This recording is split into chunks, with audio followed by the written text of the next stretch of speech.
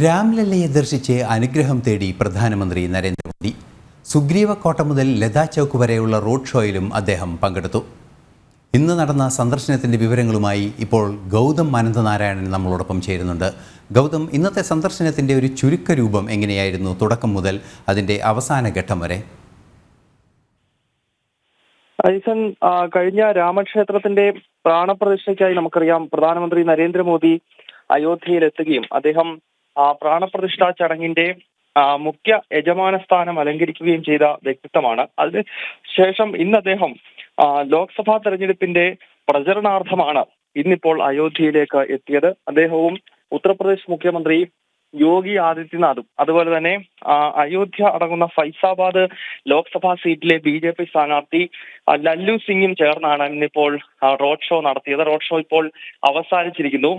ലതാ ചൗക്ക് വരെയാണ് അയോധ്യയുടെ ഹൃദയഭാഗത്തു കൂടി ഈ റോഡ് ഷോ കടന്നുപോയത്. 10,000-കണക്കിന് ജനങ്ങൾ റോഡ് ഷോയുടെ ഭാഗമായി. അയോധ്യ അടങ്ങുന്ന ഫൈസാബാദ് സീറ്റിൽ ഈ മാസം 20-ാം തീയതി 7-ാം ഘട്ട വോട്ടെടുപ്പിൽ 5-ാം ഘട്ട വോട്ടെടുപ്പിലാണ് അവിടെ തെരഞ്ഞെടുപ്പ് നടക്കുന്നത്. പക്ഷേ വളരെ മുൻപ് തന്നെ പ്രചരണ രംഗത്ത് മേൽക്കൈ നേടുക എന്ന ലക്ഷ്യത്തോടു കൂടിയാണ് ഇപ്പോൾ പ്രധാനമന്ത്രിയുടെ നേതൃത്വത്തിൽ അയോധ്യ അടങ്ങുന്ന ബെൽറ്റിൽ വലിയ റോഡ് ഷോ നടത്തിയിരിക്കുന്നത്. ഈ മാസം 14-ന് അദ്ദേഹം വാരണാസിയിൽ നാമനിർദ്ദേശ പത്രിക സമർപ്പിക്കും. അതിന്റെ ഭാഗമായി വാരണാസിയിലും 13-നോ 14-നോ ഒരു പടകൂറ്റൻ റോഡ് ഷോ കൂടി പ്രധാനമന്ത്രി നടത്തുന്നുണ്ട്. ഐസൻ, തീർച്ചയായും ഗൗതം, ഏറെ പ്രാധാന്യമുള്ള ഒരു വാർത്തയാണ് ഇന്നിപ്പോൾ റിപ്പോർട്ട് ചെയ്തിരിക്കുന്നത്.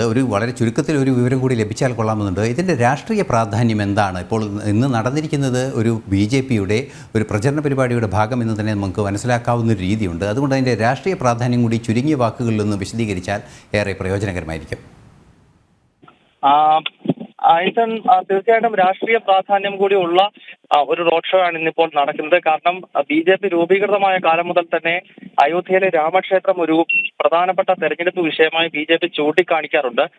രാമക്ഷേത്രത്തിന്റെ പ്രാണപ്രതിഷ്ഠയ്ക്ക് ശേഷം നടക്കുന്ന ആദ്യത്തെ പൊതു തെരഞ്ഞെടുപ്പ് എന്നത് തന്നെ ഈ തെരഞ്ഞെടുപ്പിന്റെ ഏറ്റവും വലിയ സവിശേഷതയാണ്. അതിനാൽ അയോധ്യയിൽ ഇപ്പോൾ പ്രധാനമന്ത്രി നടത്തിയിട്ടുള്ള ഈ ഒരു റോഡ് ഷോ അത് കേവലം അയോധ്യ അടങ്ങുന്ന ഫൈസാബാദ് ലോക്സഭാ സീറ്റിനെ ലക്ഷ്യമിട്ടുള്ളതല്ല, മറിച്ച് മറ്റന്നാൾ നടക്കാൻ പോകുന്ന 3-ാം ഘട്ട തെരഞ്ഞെടുപ്പും അതിനുശേഷം നടക്കുന്ന വിവിധ ഫേസിലും അയോധ്യയിൽ പ്രധാനമന്ത്രി നടത്തുന്ന ഈ ഒരു ഷോ അത് റിഫ്ലക്ട് ചെയ്യണം എന്ന ഉദ്ദേശത്തോടു കൂടി തന്നെയാണ് BJP ഇത്തരത്തിലൊരു പടുകൂറ്റൻ റോഡ് ഷോ അയോധ്യയുടെ മണ്ണിൽ ഇന്നിപ്പോൾ നടത്തിയിരിക്കുന്നത്. അതാണ് നേരത്തെ ഞാൻ സൂചിപ്പിച്ചത്. അയോധ്യയിൽ വോട്ടെടുപ്പ് നടക്കുന്നത് ഈ മാസം 20-ാം തീയതിയാണ്. അയോധ്യ അടങ്ങുന്ന ഫൈസാബാദും അതോടൊപ്പം തന്നെ റായ്ബറേലിയും UPയുടെ തലസ്ഥാനമായ ലക്നൌവിലും ഒക്കെ വോട്ടെടുപ്പ് 5-ാം ഘട്ട തെരഞ്ഞെടുപ്പിലാണ്. പക്ഷേ മറ്റന്നാൾ നടക്കുന്നത് ഗുജറാത്ത് ഉൾപ്പെടെയുള്ള BJPക്ക് പരമ്പരാഗതമായി സ്വാധീനമുള്ള ഹിന്ദുത്വ ദേശീയത BJP വർഷങ്ങളായി ഉയർത്തിപ്പിടിക്കുകയും അതിലൂടെ രാഷ്ട്രീയമായ നേട്ടം ഉണ്ടാവുകയും ചെയ്തിട്ടുള്ള ബെൽറ്റിലാണ് മറ്റന്നാൾ വോട്ടെടുപ്പ് നടക്കാനിരിക്കുന്നത്. ഈ ഒരു സാഹചര്യത്തിലാണ് ഇത്തരത്തിലൊരു പടുകൂറ്റൻ റോഡ് ഷോ അയോധ്യയിൽ